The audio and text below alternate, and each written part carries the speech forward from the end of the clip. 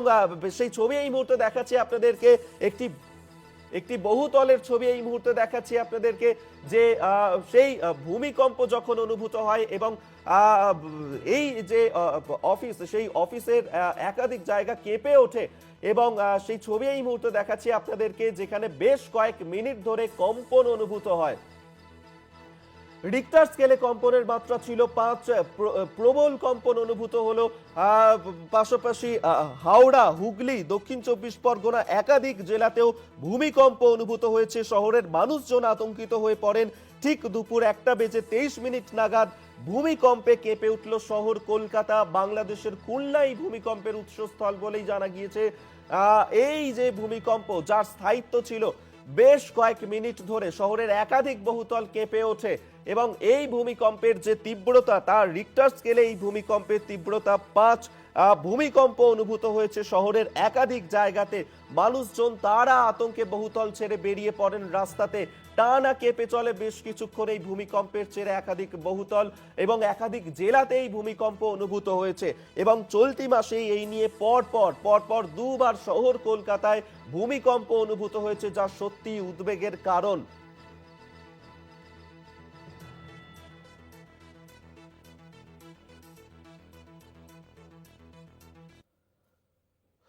কলকাতাতে ফের ভূমিকম্প অনুভূত হলো। প্রবল কম্পনে কেঁপে উঠল শহর কলকাতা। একাধিক বহুতল কেঁপে ওঠে এই ভূমিকম্পের জেরে। মানুষজনের মধ্যে আতঙ্ক ছড়ায়। শুধু শহর কলকাতা নয়, তার পার্শ্ববর্তী একাধিক অঞ্চলে এই ভূমিকম্প অনুভূত হয়েছে। একাধিক জেলাতে সেখানে ভূমিকম্প অনুভূত হয়েছে। হাওড়া, হুগলি, 24 পরগনায় কম্পন অনুভূত হয়। মানুষজনের মধ্যে আতঙ্ক তৈরি হয়। আর এই ভূমিকম্পের তীব্রতা বেশ কিছুক্ষণ ধরে স্থায়িত্ব ছিল তার। এই যে ভূমিকম্প, যার রিক্টার স্কেলে মাত্রা ছিল 5, বাংলাদেশের খুলনা এই ভূমিকম্পের উৎসস্থল বলে জানা যাচ্ছে এবং কলকাতার মানুষজনের মধ্যে আতঙ্ক তৈরি হয় ভূমিকম্পকে নিয়ে। চলতি মাসেই এই নিয়ে পরপর দুবার কেঁপে উঠল শহর কলকাতা ভূমিকম্পের কারণে। প্রবল কম্পনে কেঁপে উঠল শহর কলকাতা। এই মুহূর্তের সবচেয়ে বড় খবর দিচ্ছি আপনাদেরকে এবং এই ভূমিকম্পের স্থায়িত্ব ছিল বেশ কয়েক মিনিট ধরে। বাংলাদেশের খুলনার কাছে এই ভূমিকম্পের উৎসস্থল।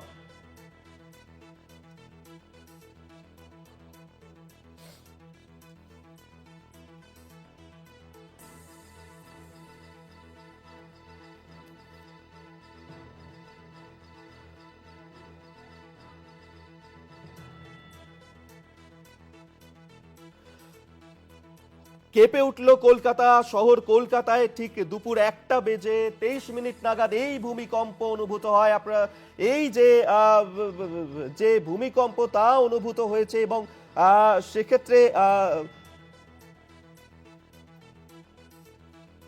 এবং এই যে ভূমিকম্প, এই ভূমিকম্পের কারণ আপনারা জানেন যে যেখানে ইন্ডিয়ান এবং এই যে টিবেটান টেকটনিক প্লেট, তাদের যে সংযোগ স্থল এবং যে হিমালয় অঞ্চল সংলগ্ন এই সক্রিয় প্লেটগুলো যখন নড়ে চড়ে ওঠে, ঠিক সেই সময়ই এই ভূমিকম্প অনুভূত হয় এবং পার্শ্ববর্তী বাংলাদেশে সেখানে এই ভূমিকম্পের উৎসস্থল বলে জানা যাচ্ছে এবং সেখানে এই বাংলাদেশের খুলনাতে সেখানে এই ভূমিকম্পের উৎসস্থল বলে জানা যাচ্ছে।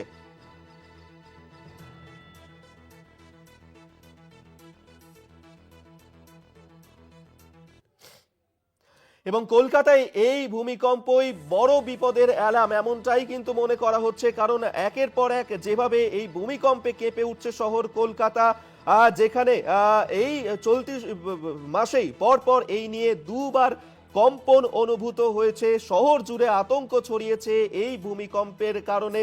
প্রবল কম্পন অনুভূত হয়, যার স্থায়িত্ব ছিল বেশ কয়েক মিনিট ধরে। যখন পৃথিবীর অভ্যন্তরের টেকটনিক প্লেটগুলির মধ্যে নড়াচড়া হয়, সংঘর্ষ হয়, একে অপরের থেকে সরে যায়, সেই সময় এই ভূমিকম্প অনুভূত হয়। আর বাংলাদেশের খুলনাতে সেখানে এই ভূমিকম্পের উৎসস্থল, যার কারণে কেঁপে উঠল শহর কলকাতা। এই মুহূর্তে শহর কলকাতা হাইকোর্টের ছবি দেখাচ্ছি। হাইকোর্ট চত্বরে সেখানে ভূমিকম্পের কারণে তারা সেখানে হাইকোর্টের ছবি দেখাচ্ছি। হাইকোর্টের বাইরে বেরিয়ে আসেন কর্মচারীরা। একাধিক জায়গার ছবি এই মুহূর্তে রাখছি আপনাদের সামনে। শহর কলকাতার যে বহুতল, সেখানেই ভূমিকম্প অনুভূত হয় এবং এই বহুতল থেকে বেরিয়ে আসেন কর্মচারীরা এই প্রবল ভূমিকম্পের জেরে, যার স্থায়িত্ব ছিল বেশ কয়েক মিনিট ধরে। কলকাতা টিভিতে এক্সক্লুসিভ সেই ছবি এই মুহূর্তে দেখাচ্ছি আপনাদেরকে। শহর কলকাতার পার্শ্ববর্তী একাধিক জেলাতে এই ভূমিকম্প অনুভূত হয়েছে। বারবার এই ধরনের ভূমিকম্পের কারণেই উদ্বেগ বাড়ছে, মানুষজনের মধ্যে আতঙ্ক তৈরি হয়েছে। রিক্টার স্কেলে ভূমিকম্পের মাত্রা ছিল 5। বাংলাদেশের খুলনাতে এই ভূমিকম্পের উৎসস্থল। বেশ কয়েক মিনিট ধরে ভূমিকম্প অনুভূত হয়। 24 পরগনা, হুগলি, হাওড়াতে সেখানেও ভূমিকম্প অনুভূত হয়েছে। শহরের একাধিক বহুতল কেঁপে ওঠে। এই মুহূর্তে একাধিক জায়গার ছবি দেখাচ্ছি।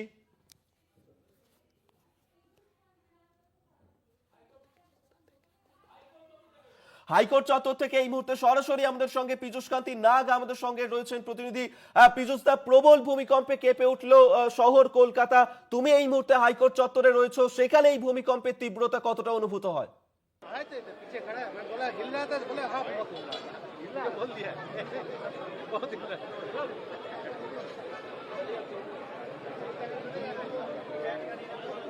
হ্যালো পীযূষ দা, শোনা যাচ্ছে আমার কথা?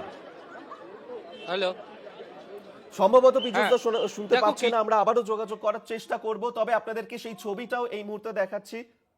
তাতে বলবো আমরা আবারও স্টেট কথা ব্যাংকের বলবো, যে পীযূষ মেন কান্তি ব্রাঞ্চ নাগ এই রয়েছে মুহূর্তে সেখানে সরাসরি রয়েছেন প্রতিনিধি।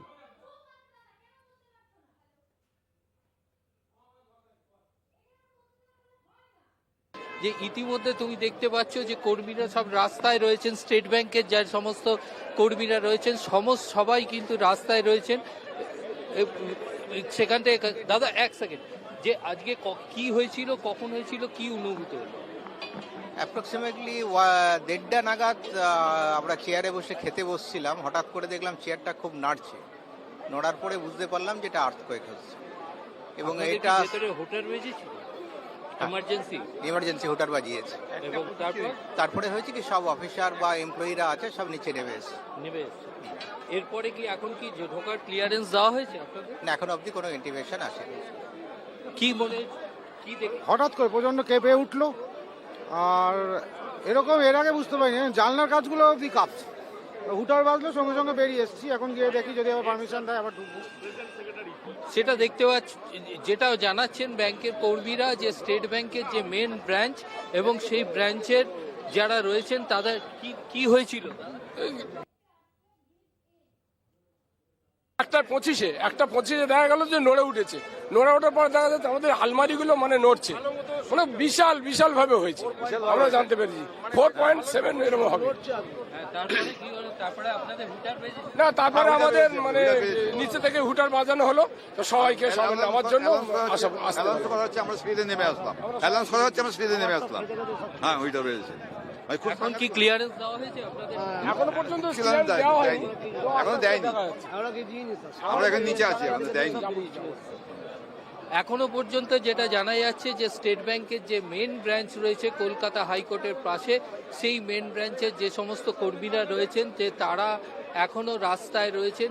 তাদের এখনো পর্যন্ত যে হুটার বাজার পর ভেতরে ঢোকার এখনো পর্যন্ত সিকিউরিটি ক্লিয়ারেন্স দেওয়া হয়নি এবং এখনো পর্যন্ত রাস্তাতেই। এবং তাদের বলা হচ্ছে যে দাদা আপনি তো ভেতরে ঢুকেছিলেন, এখন ভেতরে ঢুকিনি। ক্লিয়ারেন্স দিয়েছে আপনাদের? না, এখনো কিছু দেয়নি। আচ্ছা, এখনো পর্যন্ত বেরিয়ে আসছে। আচ্ছা, এখনো পর্যন্ত ক্লিয়ারেন্স না পাওয়ার জন্য যারা ভেতরে ঢুকেছিলেন তারা সবাই কিন্তু বেরিয়ে আসছেন। দেখতে পাচ্ছ সম্পূর্ণভাবে স্টেট ব্যাংকের সমস্ত তলা খালি করে দেওয়া হয়েছে। স্টেট ব্যাংকের কোনো কর্মী কিন্তু ভেতরে নেই, সবাই রাস্তায় এসে দাঁড়িয়েছে। অভিক, পীযূষ দা, আরো একটু তোমার কাছে জানতে চাইবো যে এই যখন ভূমিকম্প অনুভূত হয় তখন প্রবল কম্পন, যার স্থায়িত্ব ছিল বেশ কয়েক মিনিট ধরে, এবং সেই সময় একাধিক বহুতল কেঁপে ওঠে, মানুষজন তারা আতঙ্কিত হয়ে পড়েন। পীযূষ দা, আমরা দেখেছিলাম যে চলতি মাসেই শুরুর দিকে প্রথম সপ্তাহেই ভূমিকম্প অনুভূত হয়েছিল শহর কলকাতাতে। তার কিছুদিনের মাথাতেই ফের আরো একবার এই ধরনের ভূমিকম্প, পর দুবার শহর কলকাতা কেঁপে উঠল ভূমিকম্পের কারণে। কতটা আতঙ্কিত হয়ে পড়েছেন মানুষজন?